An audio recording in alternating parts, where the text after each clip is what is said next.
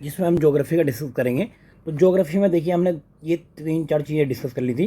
पहला संभाग और जिले, दूसरा स्थिति विस्तार, तीसरा प्राकृतिक एवं भौतिक स्वरूप, उसके बाद में पर्वत पठार। आज की क्लास में हम डिस्कस करेंगे जलवायु एवं मृदा के बारे में। राजस्थान में जलवायु को कोपन ने कितने भागों में बांटा है, थारनवेट ने कितने भागों में बांटा है, कौन सी जलवायु किस साइड में है, और उसके साथ ही वर्षा किस क्षेत्र में कितनी होती है, और मृदा किस साइड में कौन सी मृदा पाई जाती है। तो ये सारी चीज़ें हम डिस्कस करेंगे आज की क्लास में। तो फ्रेंड्स ये क्लास बहुत ही इंपॉर्टेंट होने वाली, क्योंकि यहाँ से 1-2 क्वेश्चन पूछे जाता है, चाहे तो आपके सोइल से पूछा जाए या आपके क्लाइमेट से क्वेश्चन पूछा जाए। तो चलिए स्टार्ट करते हैं। तो आज का टॉपिक है हमारा जलवायु।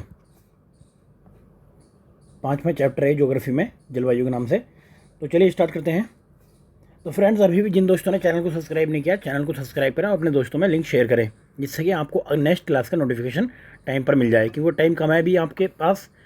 तो हम कोशिश कर रहे हैं कि तेज़ स्पीड से आपको कराया जाए, और जिससे कोई भी पॉइंट या टॉपिक जब तब तक ना छूट पाए आपके एग्ज़ाम तक, और आपका प्रीलिम्स हो जाए, जिसके बाद हम मेंस के लिए लगेंगे फिर।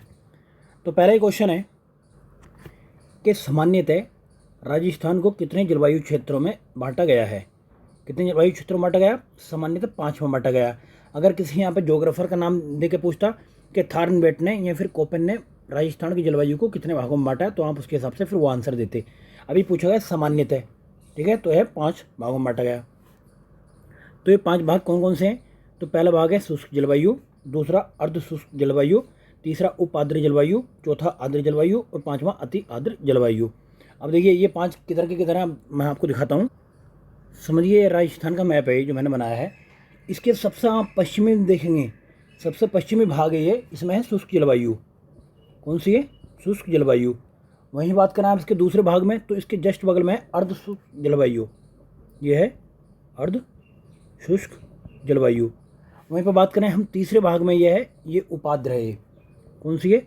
उपाद्र जलवायु। वहीं पर बात करें आर्द्र जलवायु की, तो यह है इस साइड में, यानी कि मैदानी क्षेत्र में, यह है आर्द्र जलवायु। वहीं पर बात करें अति आर्द्र की, तो ये सबसे इधर दक्षिण में, दक्षिण पूर्व में अति आर्द्र। क्लियर है? तो आप देखेंगे कि सबसे पश्चिमी भाग जो है आपका जैसलमेर साइड में, यहाँ पर शुष्क जलवायु है। उसके बाद में आएंगे तो इधर जो है इसके पूर्व भाग में आर्द्र शुष्क है, उसके जस्ट पूर्व में और उपाद्र है, फिर ये आर्द्र जलवायु और अति आर्द्र जलवायु। यहाँ पर वर्षा सबसे ज़्यादा होती है।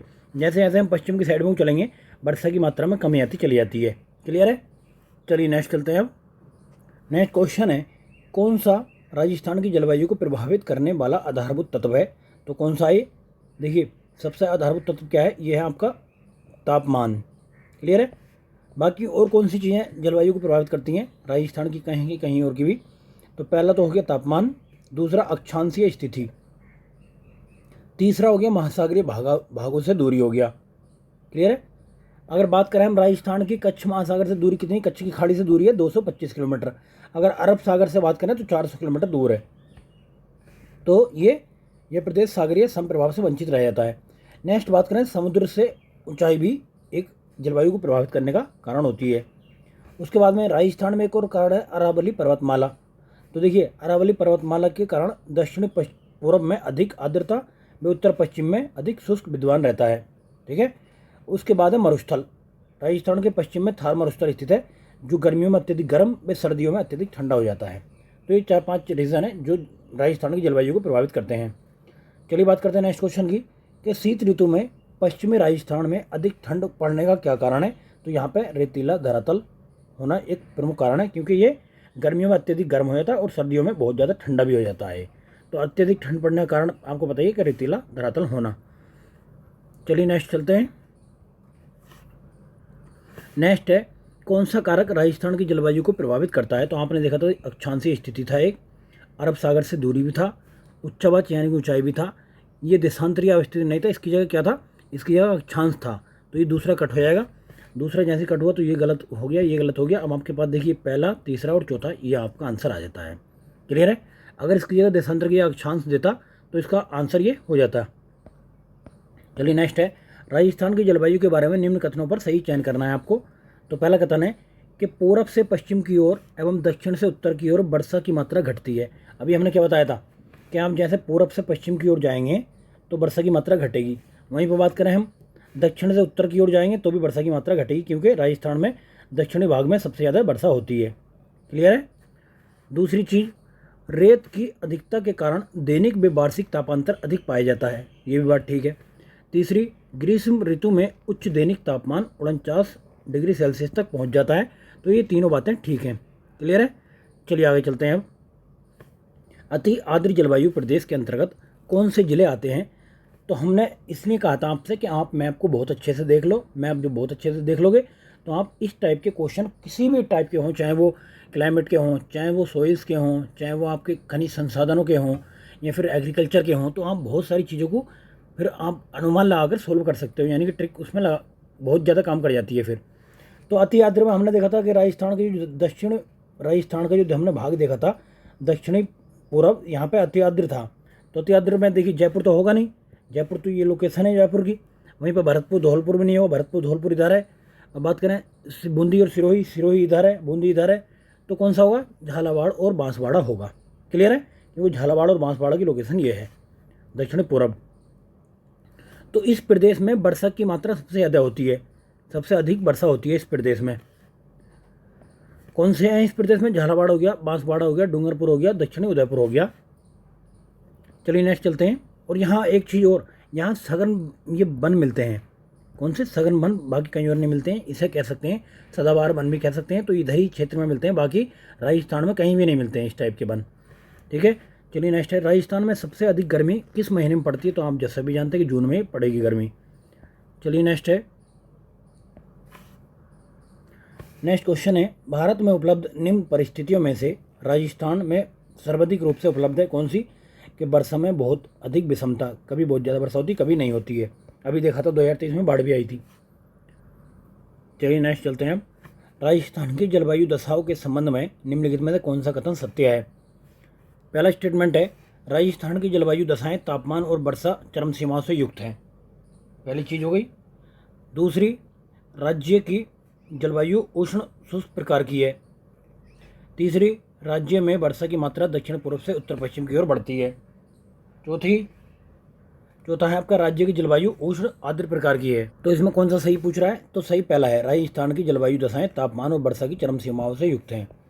चलिए नेक्स्ट है, राजस्थान में सर्दियों में वर्षा होती है तो क्या कहलाती है? तो उसको कहते हैं मावठ। क्या कहते हैं? मावठ। और सर्दियों में होती क्यों है? तो आपने देखा होगा इधर जो भूमध्य सागर से, यानी कि पश्चिमी विक्षोभ से चक्रवात ये आते हैं, तो उनकी वजह से राजस्थान में कहें कि भारत में पश्चिम भाग में वर्षा होती है। कहाँ से? भूमध्य सागर से उठते हैं।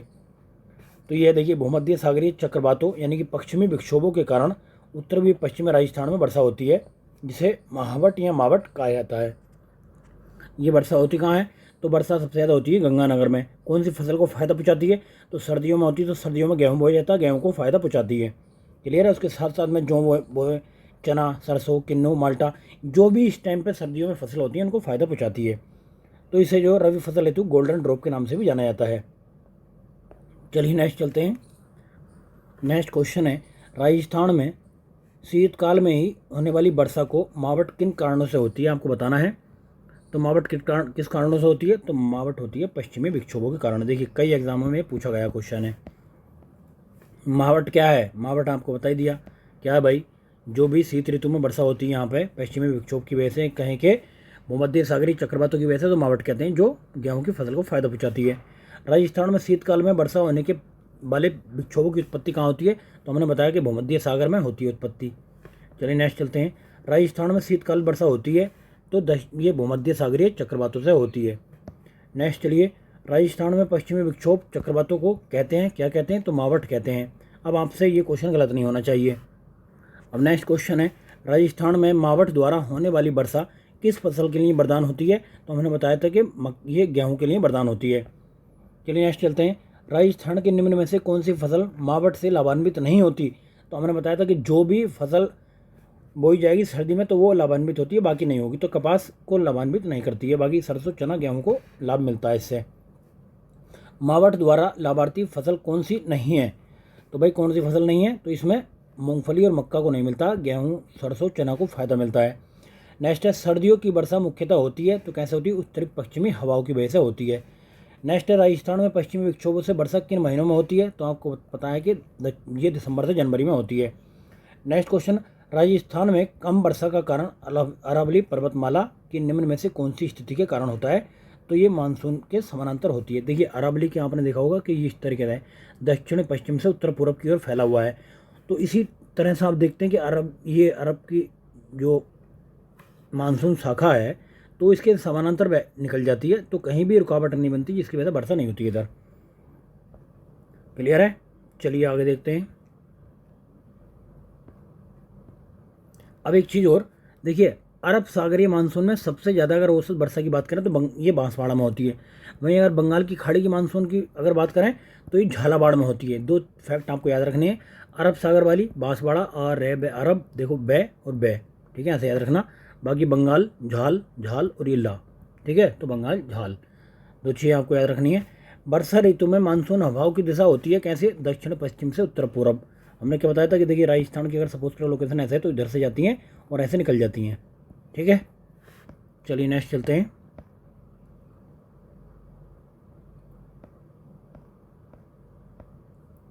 नेक्स्ट है कि पूर्वाई से क्या तात्पर्य है। आप भी जानते होंगे, जो भी वेस्टर्न इंडिया के रहने वाले होंगे वो जानते होंगे पूर्वाई क्या होती है। तो जो भी हवाएं पूरब से पश्चिम की ओर चलती हैं उन्हें पूर्वाई कहते हैं। नेक्स्ट है, सामान्यतः राजस्थान में दक्षिणी पश्चिमी मानसून की अवधि क्या होती है, तो अवधि होती है जून से सितंबर तक। चलिए नेक्स्ट है, राजस्थान में होने वाली वर्षा के लिए उत्तरदायी ग्रीष्मकालीन मानसूनी पवनें किस महासागर से आती हैं, तो ये हिंद महासागर से आती हैं, क्योंकि दोनों जगह से आती हैं राजस्थान में। चलिए नेक्स्ट है, राजस्थान का कौन सा क्षेत्र मानसून के अरब सागर शाखा से अधिकतम वर्षा प्राप्त करता है, अभी हमने बताया था कौन सा, दक्षिण व दक्षिण पूर्व क्षेत्र। किस दिशा में राजस्थान में वर्षा की मात्रा में वृद्धि होती है, तो देखिए आपसे कमी नहीं, वृद्धि पूछ रहा है। तो अगर वृद्धि की बात करें तो वृद्धि की देखिए, अगर आप इधर से जाएंगे तो इधर से तो होगी आपकी कमी, ठीक है, ये माइनस में जाएंगे आप। अगर वृद्धि की बात करें तो इधर से आएंगे आप और नीचे की तरफ को जाएंगे तो वृद्धि होगी, ठीक है, यानी कि कहाँ से वृद्धि होगी, ये उत्तर पश्चिमी से दक्षिणी पूर्व की ओर जाएंगे तो आप वृद्धि होगी। क्लियर है? चलिए नेक्स्ट चलते हैं। राजस्थान का वह कौन सा जिला जिसमें औसत वर्षा सबसे अधिक होती है, कौन सा है, ये झालावाड़ है। क्लियर है? झाला यानी बंगाल, तो बंगाल की खाड़ी से होती है इधर वर्षा। चलिए नेक्स्ट है, राज्य का आर्द्र जिला कहलाता है कौन सा, झालावाड़ कहलाता है। नेक्स्ट बात करते हैं, राजस्थान में सर्वाधिक वार्षिक वर्षा किस स्थान पर होती है, तो यहाँ पर देखिए जिला नहीं पूछा, स्थान पूछा है, तो स्थान में आपको स्थान ही बताना है, जिले के चक्कर में नहीं पड़ना है, ठीक है। तो कौन सा है, माउंट आबू, तो इसमें जिला कौन सा हो जाएगा, तो जिला हो जाएगा सिरोही। माउंट पर्वत भी इसी जिले में स्थित है। औसत वर्षा कितनी होती है इस जगह पे, 150 सेंटीमीटर। चलिए नेक्स्ट है, गर्मियों में माउंट आबू का तापमान राजस्थान के अन्य स्थानों की तुलना में कम रहता है, क्यों कम रहता है, कि माउंट आबू उच्चतर ऊंचाई पर स्थित है। चलिए नेक्स्ट चलते हैं। 1000 मिलीबार की समदाब रेखा जुलाई माह में गुजरती है कहाँ से, सिरोही, उदयपुर, प्रतापगढ़ और ये झालावाड़ से। चलिए नेक्स्ट है, जुलाई माह की 999 मिलीबार की समदाब रेखा किन जिलों से गुजरती है, तो कहाँ से, जालौर, पाली, अजमेर से गुजरती है। नेक्स्ट है, राजस्थान में निम्नलिखित में से किस जिले में वार्षिक वर्षा अधिकतम विषमता पाई जाती है, विषमता पूछ रहा है यहाँ पे, तो जैसलमेर में कभी बहुत ज़्यादा होती है, कभी बहुत कम पड़ती है। चलिए नेक्स्ट है, राजस्थान में न्यूनतम औसत वार्षिक वर्षा के जिले को मानचित्र में आपको दर्शाना है। न्यूनतम की बात कर रहा है तो कौन सा होगा, तो ये होगा आपका इधर, क्योंकि न्यूनतम तो इधर ही होगी ना, पश्चिम की तरफ को आप चलेंगे तो न्यूनतम वर्षा होगी। कौन सा जिला है, ये है जैसलमेर।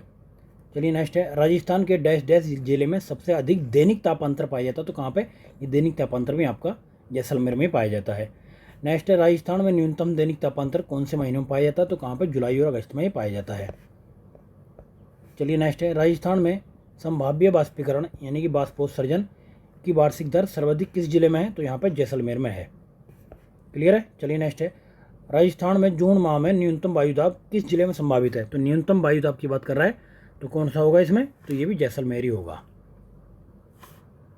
चलिए भाई नेक्स्ट चलते हैं, राजस्थान में शुष्कतम जिला कौन सा है, तो शुष्कतम जिला कौन सा, जैसलमेर ही होगा।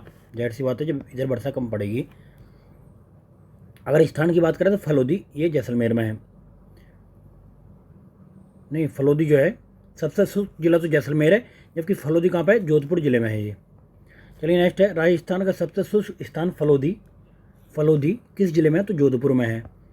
नेक्स्ट की बात करते हैं, वार्षिक वर्षा का औसत कितना होता है यहाँ पे? तो औसत होता है 57 से 58 सेमी। राजस्थान की बात कर रहा है, राजस्थान में वार्षिक वर्षा कितनी होती है? 57.7 दे दे या फिर आपको 58 दे दे तो उस पर टिक करना है। राजस्थान में औसत वार्षिक वर्षा कितनी होती है? तो 57.51 यानी कि 57-58 के बीच में ही होती है। चलिए नेक्स्ट है, राजस्थान को दो भागों में बांटने वाली समवर्षा रेखा होती है कौन सी? तो ये 50 सेंटीमीटर।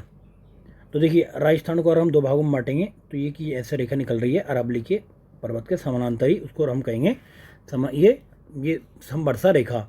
तो अगर इधर जाएंगे पश्चिमी साइड में तो 50 सेंटीमीटर से कम होगी, अरावली के इस साइड में जाएंगे तो 50 सेंटीमीटर से ज़्यादा वर्षा होगी। क्लियर है? ये रेखा है समवर्षा रेखा। चलिए नेक्स्ट चलते हैं, राजस्थान में समवर्षा रेखाओं का मान किस दिशा की ओर कम होता है? तो अभी हमने देखा था कि जैसे ही हम दक्षिण पूर्व से उत्तर पश्चिम की ओर जाएंगे तो कम होता जाएगा। क्लियर है? इस तरीके से। नेक्स्ट है, पश्चिमी रेतीले मैदान की पूर्वी सीमा निर्धारित होती है, कैसे होती है? 50 सेमी वर्षा रेखा से। चलिए नेक्स्ट है, राजस्थान के रेतीले शुष्क मैदान तथा अर्धशुष्क संक्रमण के मैदानों को कौन सी वर्षा रेखा अलग करती है? तो अभी हमने देखा था कि 25। ये देखिए अर्धशुष्क की बात कर रहा है, शुष्क और अर्धशुष्क की अगर सामान्य तौर पर पूछा तो 50 आता है इसका आंसर। नेक्स्ट है, राजस्थान के कौन से जिले में अधिकतम वर्षा दिनों की संख्या पाई जाती है? तो कौन से जिले हैं वो? झालावाड़, कोटा, बारां। तो झालावाड़ आपको दिखाई देता है, झालावाड़ आप आंसर में मार देंगे।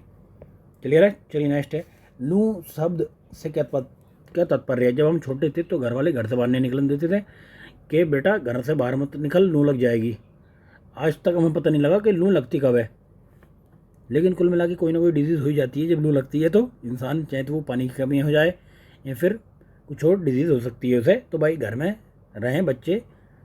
और दूसरी चीज़ ये, कभी भी जब हम गांव में होते थे तो ये कभी बिना मतलब शर्ट के या बिना टी शर्ट के घर से बाहर नहीं निकलने देते थे कि बेटा लू जो है तब ज़्यादा लगती है कि जब आपने कपड़े नहीं पहन रखे हैं। तो अब हम कभी कभी तो कुछ लगा भी लिया करते थे, भाई लू को नहीं लगन देना, बाकी कुछ भी लग जाए, चाहे मिट्टी लग जाए लेकिन लू नहीं लगने की। ठीक है? तो धूल भरी शुष्क हवाएं चलती हैं जिससे बॉडी में पानी की कमी हो जाती है। चलिए नेक्स्ट है, गर्मियों के समय भारत के महान मरुस्थल से चलने वाली गर्म हवा को क्या कहते हैं? तो इसको लू ही कहते हैं। अब पता लगा इसकी जड़ कहाँ है। चलिए नेक्स्ट है, राजस्थान में मई जून के महीनों में उत्पन्न होने वाली धूल भरी आंधियों के लिए क्या उत्तरदायी है? तो क्या उत्तरदायी है भाई? कुछ स्थानों पर सम्मानीय धाराओं की उत्पत्ति होती है इनकी। तो इसका पहला ठीक है। चलिए नेक्स्ट चलते हैं। नेक्स्ट क्वेश्चन है, राजस्थान में धूल भरी आंधियाँ चलने के लिए आवश्यक दशाएं कौन सी हैं? तो सम्मानीय क्रियाएं दशाएं हैं। ठीक है? चलिए नेक्स्ट चलते हैं, मानसून शब्द किस भाषा के शब्द से लिया गया है? तो ये एनसीईआरटी का क्वेश्चन है, अरबी से लिया गया है। अरबी के कौन से? मौसम वर्ड से। चलिए नेक्स्ट है, मानसून पवनें ग्रीष्म ऋतु में बहती हैं समुद्र से स्थल की ओर। चलिए नेक्स्ट देखते हैं, निम्नलिखित में से कौन राजस्थान में सामान्य वार्षिक वर्षा और वार्षिक वर्षा में परिवर्तन के कारण ये वितरण के संबंध में सही प्रवृत्ति को रूप में अभिव्यक्त करता है? तो क्या ये प्रतिलोम रूप से सहसंबंधित है। चलिए नेक्स्ट है, राजस्थान राज्य में न्यूनतम ग्रीष्मकालीन तापमान आलेखित किया जाने वाला भाग है। न्यूनतम की बात कर रहा है तो कौन सा भाग होगा? दक्षिणी पश्चिमी भाग। क्यों होगा? क्योंकि ये आप देखेंगे, आज मैं आपको दिखाई देता हूँ। चलिए ये देखिए, ये है आपका इधर राजस्थान। ठीक है? तो राजस्थान है, तो राजस्थान जो है यहाँ पे ये इन दो चीज़ों के कारण देखिए, कच्छ का क्षेत्र और दूसरा जस्ट बगल में ये अरबियन सागर है। तो इसके प्रभाव की वजह से, समुद्री प्रभाव की वजह से यहाँ पे जो है न्यूनतम तापमान होता है दक्षिण इसके राजस्थान के सभी भागों में। सबसे कम तापमान यहीं इधर ही मिलता है। अगर वर्षा की बात करें तो वर्षा सबसे ज़्यादा दक्षिण पूर्व में होती है। क्लियर है? तो देखिए दक्षिण पश्चिमी भाग में समुद्र के समकारी प्रभाव के कारण, ये प्रभाव पड़ गया नहीं पड़ गया समुद्र का, तो इसकी वजह से यहाँ पे तापमान कम पाया जाता है। चलिए नेक्स्ट है, किस साल में बाड़मेर के कबास स्थान पर भीषण बाढ़ आई थी? तो कब आई थी? पुराना क्वेश्चन है, 2006 में आई थी, हो सकता है अब ना पूछे जाए। चलिए नेक्स्ट क्वेश्चन है, राजस्थान में लौटते मानसून की ऋतु कौन सी है? तो बतानी है आपकी, अक्टूबर से दिसंबर तक ये लौट जाता है। नेक्स्ट क्वेश्चन है, पश्चिमी राजस्थान में अल्प वर्षा के लिए निम्न में से कौन सा एक कारण नहीं है? अल्प वर्षा की बात कर रहा है तो ये कौन सा कारण नहीं है? ग्रीष्मकाल के दौरान उच्च वायुदाब, ये कोई कारण नहीं होता है। ग्रीष्मकाल में पहली बात तो निम्न वायुदाब होता है। बाकी अरावली की स्थिति जिम्मेदार है, वृष्टि छाया क्षेत्र जिम्मेदार है, और मानसून ये आगमन के समय अति उष्णता भी जिम्मेदार है, बाकी ये उच्च वायुदाब जिम्मेदार नहीं होता है। नेक्स्ट है राजस्थान का न्यूनतम वर्षा वाला क्षेत्र कौन सा है? तो आप जानते हैं कि सभी कौन सा क्षेत्र होगा? पश्चिमी क्षेत्र होगा ये। क्लियर है? चलिए नेक्स्ट चलते हैं। इसको साफ कर देता हूँ, ये बीच में बाधा उत्पन्न कर रहा है। चलिए भाई, राजस्थान के किस भाग में सर्वाधिक वर्षा की परिवर्तता पाई जाती है? परिवर्तता पूछ रहा है यहाँ पे। कभी आप इसको पकड़ो और टिक मार दो एकदम आंसर, दक्षिणी पश्चिमी पूरब ये मार दो जो भी, तो भाई वो नहीं मारना है कि पूछ रहा परिवर्तता कहाँ पे होती है सबसे ज़्यादा वर्षा की, तो कहाँ पे होगी?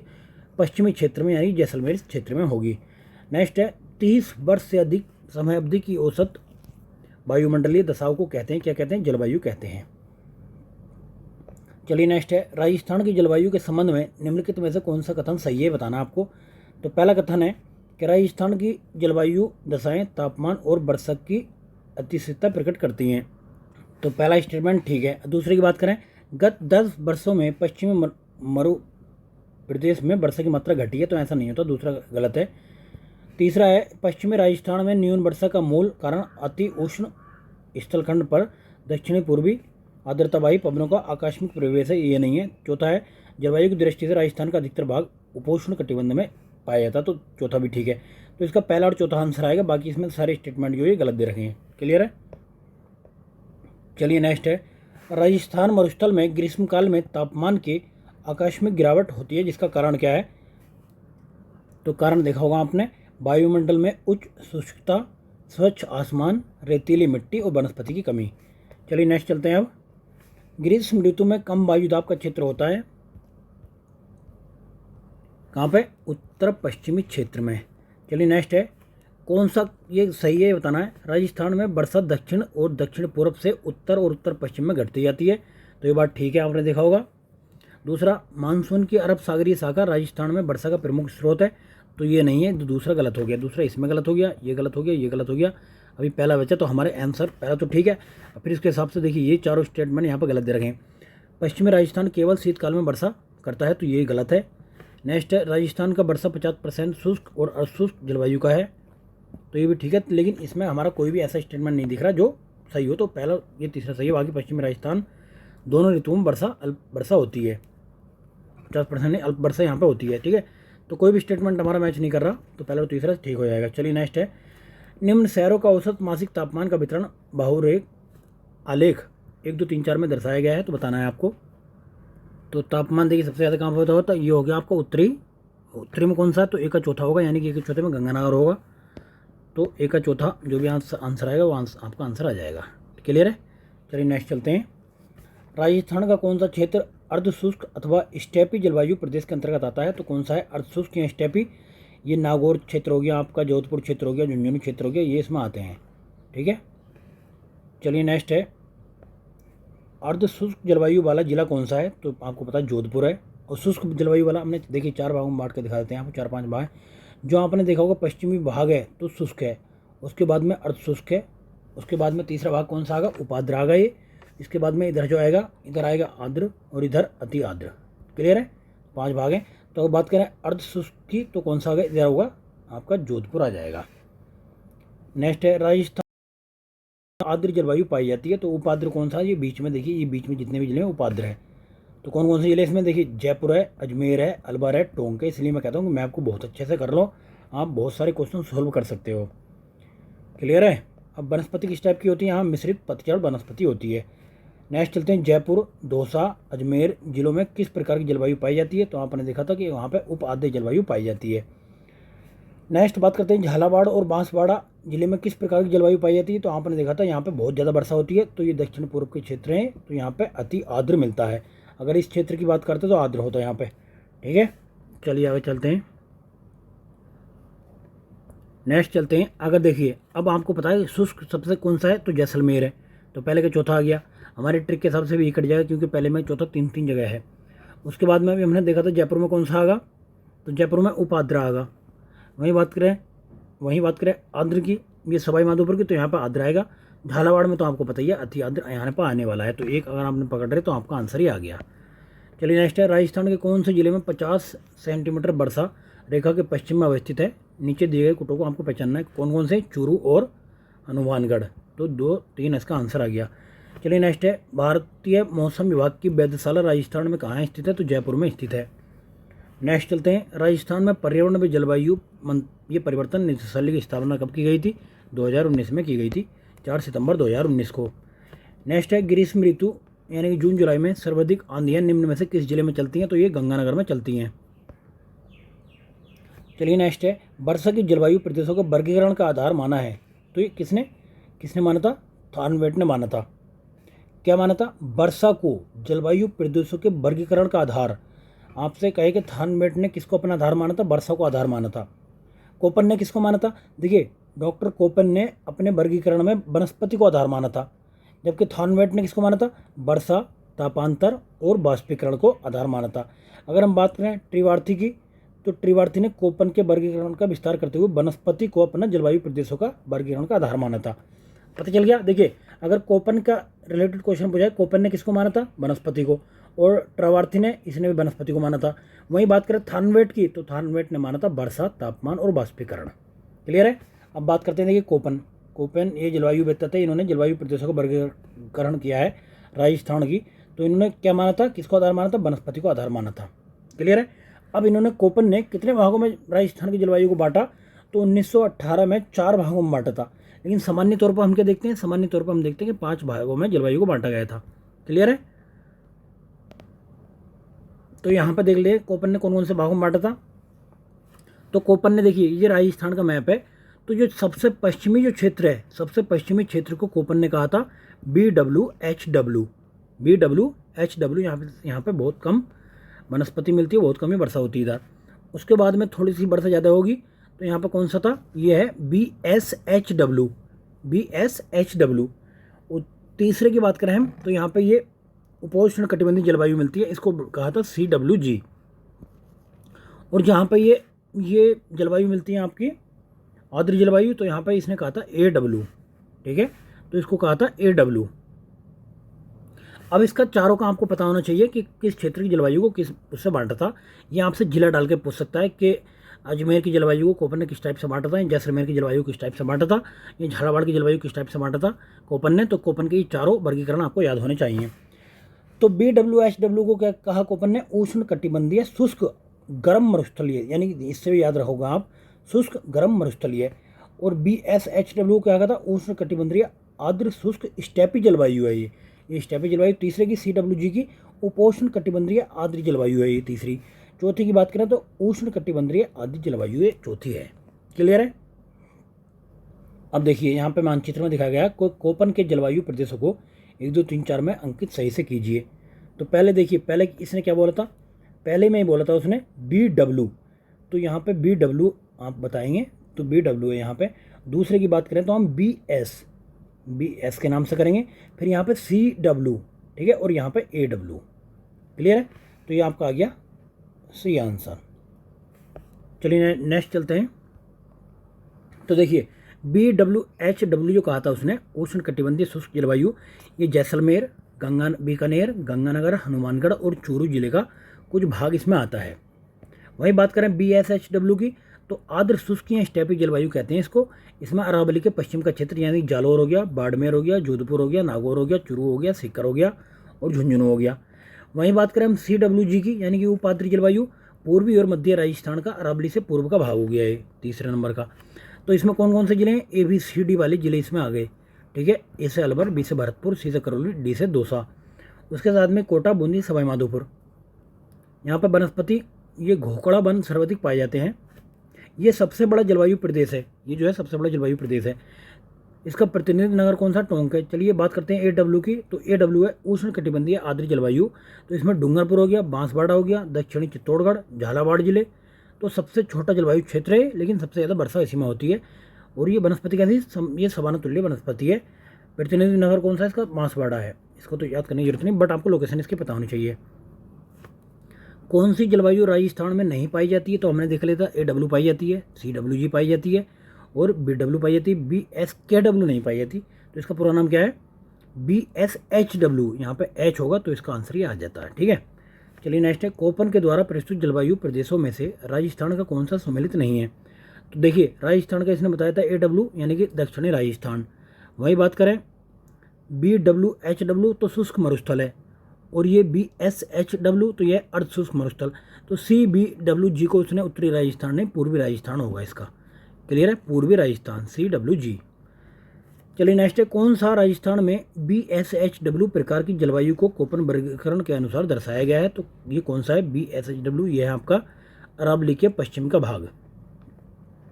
चलिए नेक्स्ट है, कोपन के जलवायु वर्गीकरण के अनुसार राजस्थान के किन जिलों में स्टेपी जलवायु पाई जाती है? तो स्टेपी जलवायु कहाँ पे है? बाड़मेर, जालोर, जोधपुर।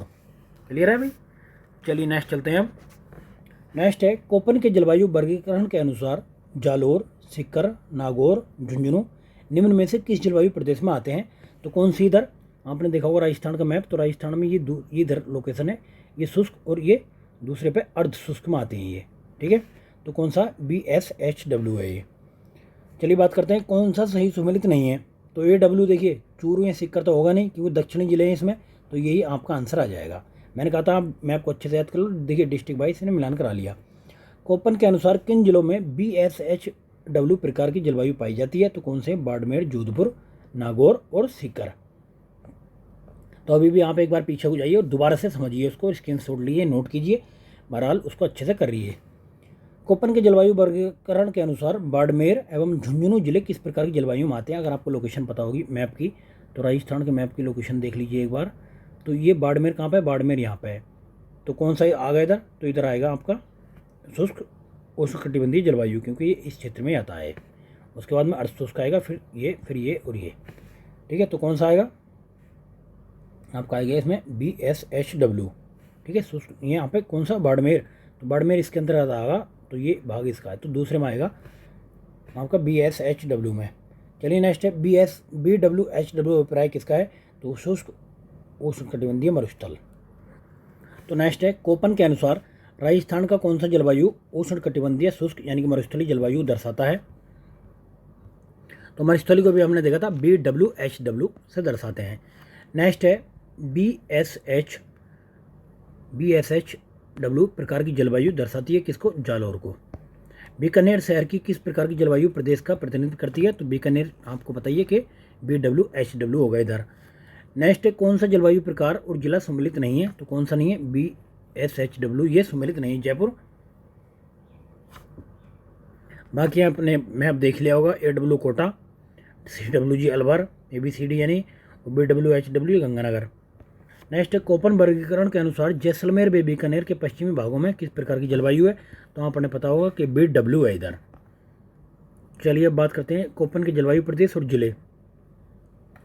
अगर आपको पता हो, इसमें एक भी पता हो कि एक में देखिए, पहले तो हम इसको ट्रिक से लगाएंगे, पहला इसमें, तो दूसरा ये तो नहीं होगा। तो AW कहाँ पर आएगी? AW आएगी बांसवाड़ा में।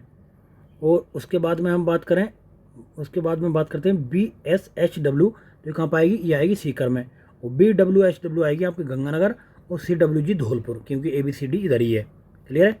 चलिए नेक्स्ट है, कोपन के जलवायु वर्गीकरण के अनुसार कौन से सही सुमेलित हैं? तो कौन कौन से हैं? तो AW आपको पता है झालावाड़ में है, और ये देखिए अलवर में ये तो होगा नहीं, क्योंकि ये अलवर पूर्वी साइड में और ये पश्चिमी साइड का, तो C गलत हो गया। C जैसे गलत हो गया, 3 गलत हो जाएंगे, आपका आंसर आ जाएगा D। ठीक है, अब ये यहाँ पे AW होना चाहिए था, यहाँ पे बांसवाड़ा कर दिया इसकी जगह, तो गलत हो गया है। चलिए नेक्स्ट है, कौन सा CWG प्रकार की जलवायु दर्शाता है? कौन है? भरतपुर है, क्योंकि ABCD इधर ही आता है।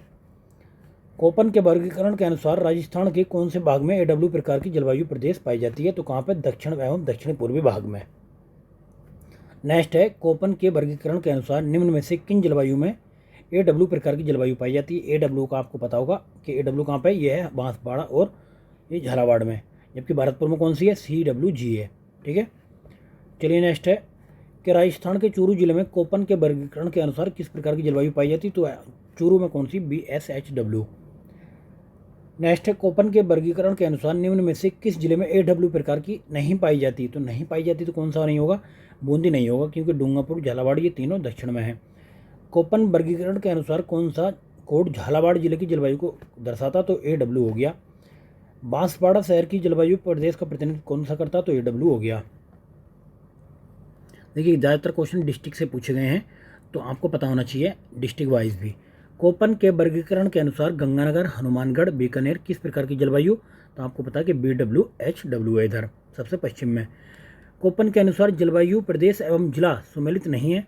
तो आपने देखा होगा AW तो बांसवाड़ा में है, उसके बाद में BSHW पाली में है, CWG टोंक में है, ये बाड़मेर में ये नहीं होगा। ठीक है, चलिए नेक्स्ट है CWG प्रदेश के अंतर्गत आने वाले राजस्थान का कौन सा भाग है? तो कौन सा है? अरावली पर्वत के दक्षिण पूर्वी भाग में। चलिए नेक्स्ट है कोपन के जलवायु वर्गीकरण के अनुसार निम्न में कौन सा सही सुमेलित है? तो कौन सा सही सुमेलित है? CWG Bharatpur ABCD। उसके बाद बात करें हम तो यहाँ पे BSHW नहीं होगा, BW होगा, तो ये गलत हो गया। तीसरा गलत हो गया, तो तीसरे 3 गलत हो गए, पहला चौथा आंसर आ जाएगा। चलिए नेक्स्ट, किस जलवायु प्रदेश में सबाना तुल्य वनस्पति पाई जाती है? तो AW में ही पाई जाती है। नेक्स्ट है कोपन वर्गीकरण के हिसाब से राजस्थान का सर्वाधिक क्षेत्र किस जलवायु प्रदेश में आता है? तो हमने देखा था CWG में सबसे ज़्यादा आता है। अब बात करते हैं थारनमेट की। थारनमेट ने कैसे बांटा हम आपको दिखा देते हैं पहले। तो थारनमेट ने कुछ राजस्थान को इस तरीके से बांटा है। यहाँ पर थारनमेट ने जो पश्चिमी क्षेत्र है इसको कहा है थारनमेट ने EAD बोला है, और ये क्षेत्र जो है इसको बोला है DBW, और इसको बड़े क्षेत्र को बोला है इसने DAW, और यहीं के साउथ में जो क्षेत्र हैं दो इनको बोला है CA, और इधर बोला है CAW। ठीक है, AW तो सेम है जैसा पहले में था, बाकी इसने इसमें छड़कन करी है। D दोनों ऊपर हैं और C इधर है, E इधर है। ठीक है, अब समझते हैं चलिए। तो DAW जलवायु प्रदेश के अंतर्गत कौन से जिले आते हैं? तो अभी हमने देखा था DAW ये जिले हैं, तो बीच के जिले हैं कौन कौन से? सिरोही, पाली, अजमेर। बाकी हमने देखा गंगानगर ये कौन से में? ये है EAD में। ठीक है, कोटा आपने देखा था, कोटा CAW में है। चलिए नेक्स्ट है थारनमेट जलवायु वर्गीकरण के अनुसार राजस्थान का अधिकांश भाग किस जलवायु में आता है? तो अधिकांश भाग की हम बात करें तो DAW है, ये बीच वाला क्षेत्र अधिकांश भाग है इसका DAW में। ठीक है, EAD जलवायु पाई जाती है कहाँ पे? तो हमने देखा था सबसे उत्तरी भाग में पाई जाती है। तो EAW कौन सी होगा? बाड़मेर, ये जैसलमेर का क्षेत्र हो गया। नेक्स्ट बात करते हैं थारनमेट के वर्गीकरण के अनुसार निम्नलिखित में से किस जलवायु में जैसलमेर स्थित है? तो EAD में जैसलमेर है, यानी कि ये जैसलमेर का पार्ट है EAD। चलिए नेक्स्ट चलते हैं। नेक्स्ट क्वेश्चन है कि कौन सा सही सुमेलित नहीं है? तो कौन सा सही सुमेलित नहीं है? EAD जलवायु कहाँ पर पाई जाती है? पूर्व में नहीं, पश्चिम में ये मिलती है, तो यही सही सुमेलित नहीं है। बाकी बात करें तो DBW की, तो जलवायु प्रदेश उत्तरी राजस्थान में है, और DAB जलवायु मध्य राजस्थान में, CAW कहाँ जलवायु? ये दक्षिणी पूर्वी राजस्थान में। चलिए नेक्स्ट की बात करते हैं। थारनमेट के वर्गीकरण के अनुसार निम्न में से कौन सी उष्णकटिबंधीय मरुस्थलीय जैसलमेर जलवायु को दर्शाता है? तो कौन सा है? ये EAD है। थारनमेट के वर्गीकरण के अनुसार निम्नलिखित में से कौन सा बांसवाड़ा व डूंगरपुर? आपको पता ही है, दोनों हमने दिखाए थे CAW। अब देखिए थारनमेट के अनुसार देख लेते हैं। तो थारनमेट ने कहा है, सबसे पहले CAW देख लेते हैं दक्षिणी भाग का। इसे कहा है तो उष्णकटिबंधीय आर्द्र। कौन कौन से जिले इसमें? उदयपुर, डूंगरपुर, बांसवाड़ा, झालवाड़ा, बारा, कोटा। वनस्पति कैसी मिलती है यहाँ? सबाना और मानसूनी प्रकार की वनस्पति मिलती है। दूसरी बात करें DAW की, यह सबसे बड़ा जलवायु प्रदेश है। तो सिरोही, पूर्वी जालौर, अजमेर, पाली, बूंदी, चित्तौड़गढ़, सवाई माधोपुर और जयपुर, अलवर, भीलवाड़ा, ये जितने भी इधर के बच गए ऊपर के, इनके वो सारी समातें अर्ध मरुस्थलीय प्रकार की है। अगर बात करें DBW की, तो मध्य तापीय अर्ध शुष्क क्षेत्र है, गंगानगर, चूरू, बीकानेर, हनुमानगढ़। तो इसमें कटीली झाड़ियाँ भी अर्ध शुष्क प्रकार की मिलती हैं। वहीं पे EAD की बात करें तो मरुस्थलीय प्रदेश है, बाड़मेर, जैसलमेर, जोधपुर के जिलों का पश्चिमी भाग आता है। जैसलमेर प्रतिनिधित्व करता है इसका। अत्यधिक न्यूनतम मरुस्थलीय क्षेत्र है। क्लियर है? अब बात करते हैं हम, नेक्स्ट चैप्टर है हमारा मृदा संरक्षण। तो डिस्कस करते हैं।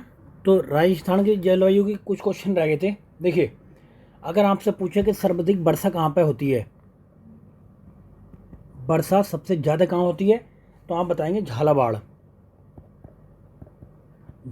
में। झालावाड़ में सबसे ज़्यादा वर्षा होती है।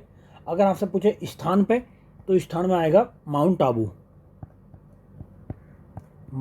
आबू में सबसे ज़्यादा वर्षा ये होती है। ठीक है, माउंट आबू। अगर आपसे बात करें सबसे कम वर्षा कहाँ पे होती है, तो जिले में तो आएगा जैसलमेर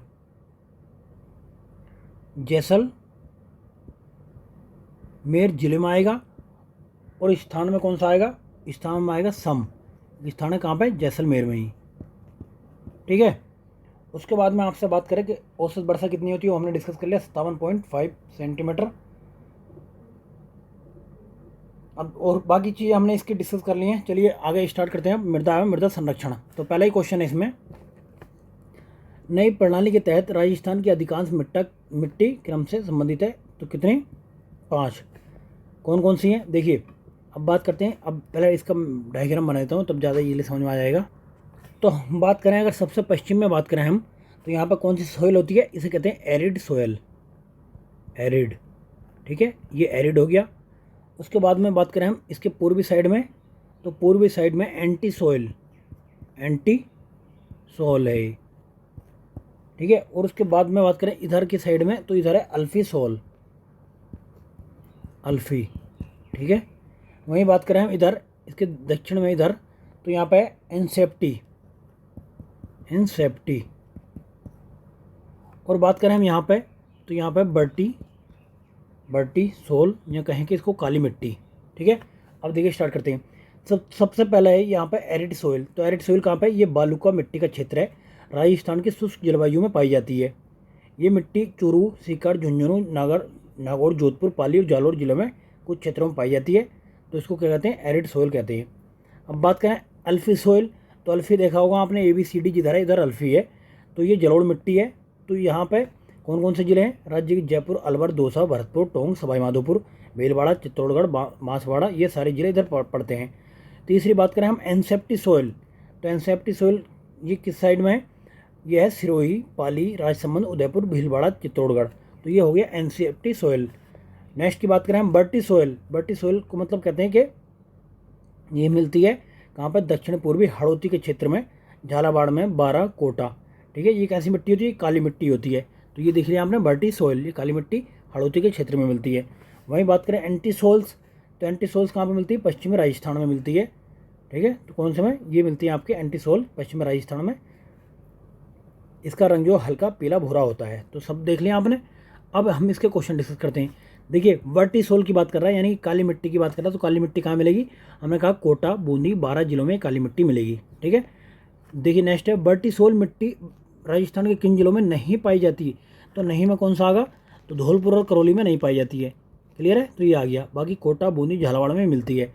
नेक्स्ट क्वेश्चन है कि किस प्रकार ये देखिए इसको बता देते हैं पहले। मृदा प्रकार एवं क्षेत्र के युग में कौन सा एक सम्मिलित नहीं है? तो कौन सा नहीं है? वर्टिसोल शुष्क में नहीं मिलती है, ये इधर मिलती है आपके अर्ध शुष्क में, इधर आर्द्र क्षेत्र में। चलिए नेक्स्ट है राजस्थान के निम्न में से किस में एनसेप्टिसोल मृदा पाई जाती है? तो कौन सी में? पाली, भीलवाड़ा और सिरोही में एनसेप्टिसोल पाई जाती है। वर्टिसोल की अभी हमने देखा था, वर्टिसोल कहाँ पे मिलती है? तो ये मिलती है दक्षिणी पूर्वी भाग में, यानी कि हाड़ौती के क्षेत्र में, कोटा, बूंदी के क्षेत्र में। चलिए नेक्स्ट है राजस्थान में बर्टी मृदा यानी कि काली मृदा कहाँ पे मिलती है? हाड़ौती के पठार में मिलती है, अभी आपने देख लिया है। हाड़ौती प्रदेश की मृदा का प्रधान प्रकार कौन सा है? तो वर्टिसोल है, जिसे काली मृदा भी कहते हैं। नेक्स्ट है एरिड सोल्स राजस्थान के जलवायु क्षेत्रों में मिलती है, कौन से मिलती है? शुष्क क्षेत्रों में मिलती है। अब वर्टिसोल्स देख ले, आपको पता है, अगर पहले पे सपोज करो, देखिए पहला यहाँ पर आया तो इसको काट देंगे हम। तो वर्टिसोल्स का आपको पता ही है, वर्टिसोल्स कहाँ पे मिलती है? वर्टिसोल्स मिलती है आपका आर्द्र और अति आर्द्र में। तो इसका चौथा हो गया, तो एक कट गया। उसके बाद में आपको पता ही होगा कि एरिड सोल कहाँ पे मिलती है? एरिड सोल मिलती है शुष्क में। और एनसेप्टिसोल कहाँ पे मिलती है? ये मिलती है अर्ध शुष्क में। वहीं पर बात करें अल्फी सोल, तो ये उप आर्द्र में मिलती है। तो आपका बेस आंसर सही हो जाता है। चलिए नेक्स्ट है राजस्थान के किस प्रदेश में एंटीसोल समूह मृदा मिलती है? तो एंटीसोल कहाँ पे? पश्चिम में, आपने देखा था। इसको रेतीली मिट्टी भी कहते हैं। नेक्स्ट है राजस्थान के सिरोही व पाली जिले में कौन सी मृदा मिलती है? तो सिरोही, पाली में एनसेप्टिसोल मिलती है। नेक्स्ट क्वेश्चन है निम्न मृदाओं में कौन सा प्रकार पश्चिमी राजस्थान में विशिष्टता पाया जाता है? तो कौन सा? एंटीसोल्स। तो इनका आपको इन्हीं नामों से याद करना है, ऐसे नहीं कि काली, पीली, हरी, नीली के नाम से याद करके बैठ जाओ आप, क्योंकि इसी टाइप से क्वेश्चन राजस्थान पूछ रहा है। नेक्स्ट है राजस्थान में किस जिले में कैल्सी ऑर्थिड पाई जाती है? तो कौन से में? सीकर में पाई जाती है। मृदा में नवीन वर्गीकरण के अनुसार राजस्थान में एल्फी-सोल मृदा पाई जाती है, कहाँ पे? तो एल्फी देखा था आपने, जयपुर, अलवर, दौसा, कोटा में पाई जाती है। चलिए नेक्स्ट चलते हैं। राजस्थान के सर्वाधिक क्षेत्र पर निम्न में से कौन सी मृदा पाई जाती है? सबसे ज़्यादा क्षेत्र पर बात करें तो ये एंटीसोल्स पाई जाती है। 2/3 भाग पर यही मृदा पाई जाती है, यानी कि बालू मिट्टी या एरिड सोइल्स या एंटीसोल्स पाई जाती है। हाड़ौती पठार की मिट्टी का आपको पता चल गया कौन सी मिट्टी है? मध्यम काली टाइप की मिट्टी है, जो ये कपास की खेती के लिए काफ़ी अच्छी मानी जाती है। राजस्थान में मध्यम काली मिट्टी का विस्तार किस प्रदेश में है? तो आपको पता है कि हड़ौती के प्रदेश में है, कोटा बूंदी के क्षेत्र में। कोटा बूंदी झालावाड़ आपको पता ही है कि कौन सी मिट्टी पाई जाती है, यहाँ पे मध्यम काली मिट्टी पाई जाती है। दक्षिणी पूर्वी राजस्थान में उसी की बात कर रहा है, तो कौन सी मिट्टी? काली मिट्टी।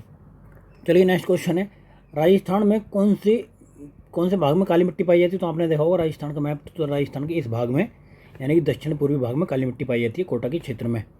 राजस्थान के किन जिलों में मध्यम काली मिट्टी पाई जाती है? तो बार बार ये की क्वेश्चन, कोटा बूंदी झालावाड़ में पाई जाती है। कौन सी मृदा राजस्थान में कपास के लिए अच्छी मानी जाती है? तो कौन सी? काली मिट्टी। किसका उपयोग वे क्षारिता के दीर्घकालीन हल के लिए रूप में प्रयोग होता है? जिप्सम का प्रयोग करते हैं हम। वह खनिज जो मिट्टी की क्षारिता का उपचार करने तथा स्वास्थ्य व निर्माण उद्योग में काम आता है, तो कौन सा है? ये नागौर जिले में होता है अधिकांशतः इसका उपचार। मिट्टी में खारापन व क्षारिता की समस्या का समाधान क्या है? तो इस समस्या का समाधान है जिप्सम का हम प्रयोग करें उसमें।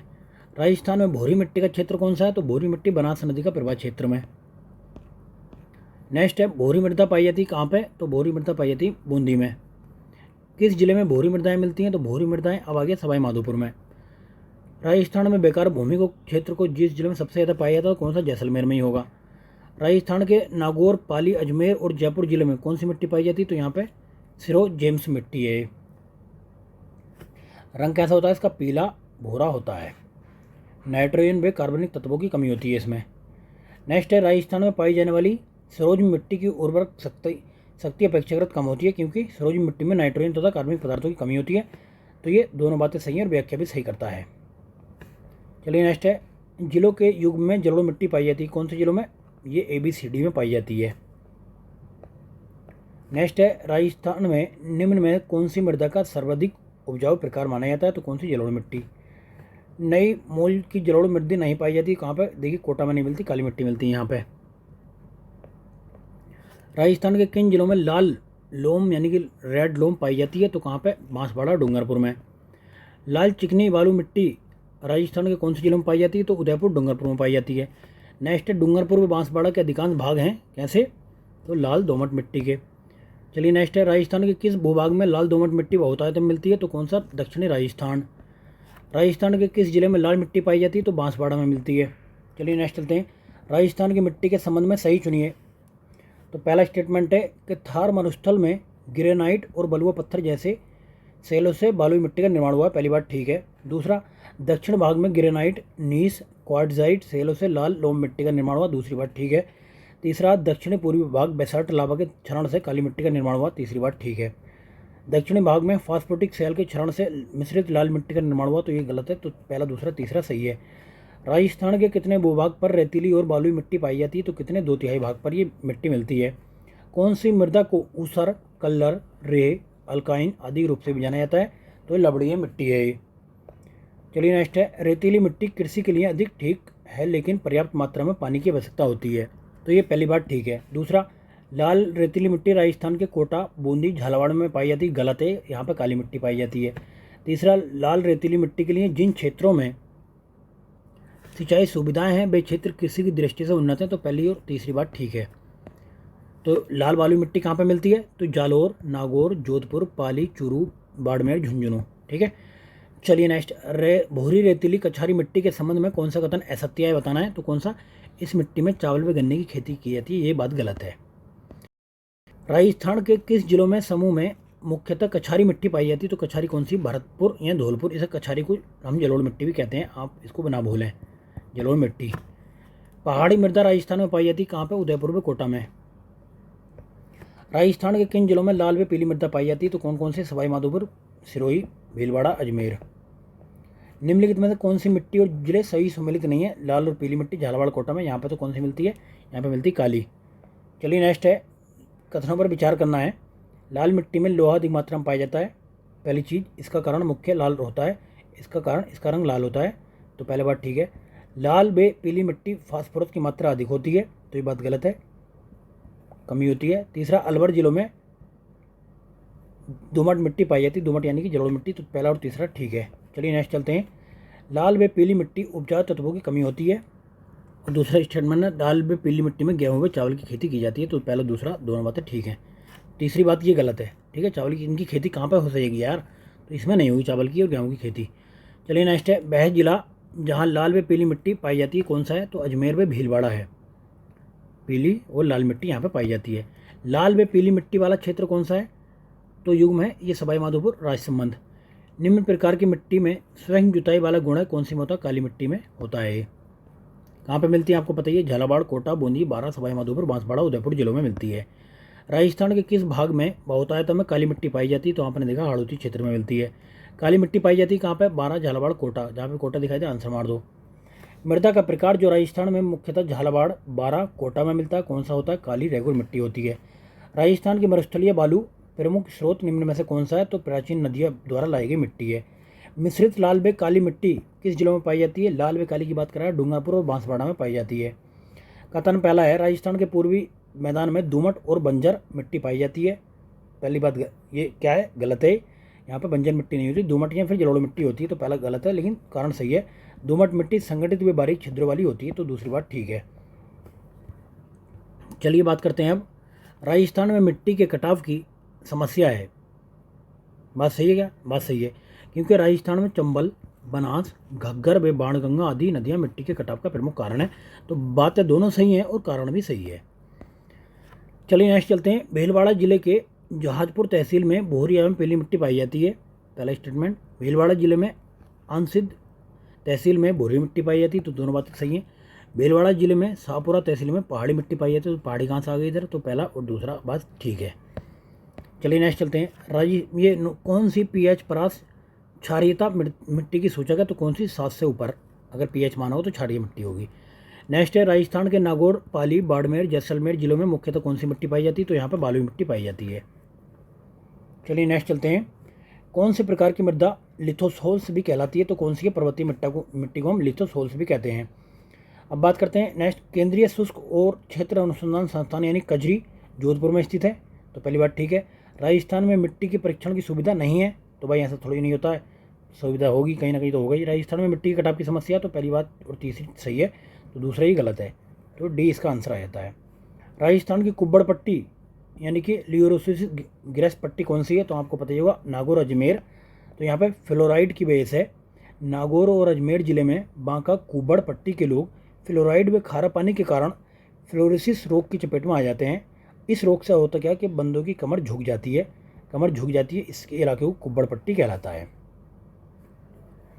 हम तो ना चाहते भाई किसी की कमर झुके, लेकिन ये है कि बात इस समस्या का समाधान जल्दी से जल्द होना चाहिए, सरकार को भी करना चाहिए, इसके लिए स्टेप उठाने चाहिए। चलिए नेक्स्ट है, निम्न में से राजस्थान के किस जिले में बांका पट्टी फैली हुई है? तो कहाँ पर? नागौर में फैली हुई है। चलिए नेक्स्ट चलते हैं, राजस्थान की बांका पट्टी किस जिले में से ग्रसित है? तो किस समस्या से? तो फ्लोराइड की समस्या से। सेम आपको पता ही है किस स्थिति से संबंधित? सेम, तो सेम है पारिस्थितिकी में परिवर्तन से संबंधित। चलिए नेक्स्ट चलते हैं, राजस्थान में निम्नलिखित में से कौन से जिले पारिस्थितिक समस्या सेम से यानी कि जलभराव से भीषणतम प्रभावित हैं? तो कौन से हैं? श्रीगंगानगर और हनुमानगढ़। बड़ोपल गांव जिसे हाल में प्राय जाना जाता है किसके लिए? तो ये जाना जाता है भूगर्भीय जल का ऊपर आकर एकत्रित होना, इसके लिए जाना जाता है। चलिए नेक्स्ट है, कौन सा सही सुमेलित नहीं है? उदयपुर चित्तौड़गढ़ में लाल व काली मिट्टी, ये अलवर जयपुर में दोमट मिट्टी, श्रीगंगानगर में ये भूरी बालू मिट्टी नहीं मिलती, यहाँ पर रेतीली बालू मिट्टी होती है।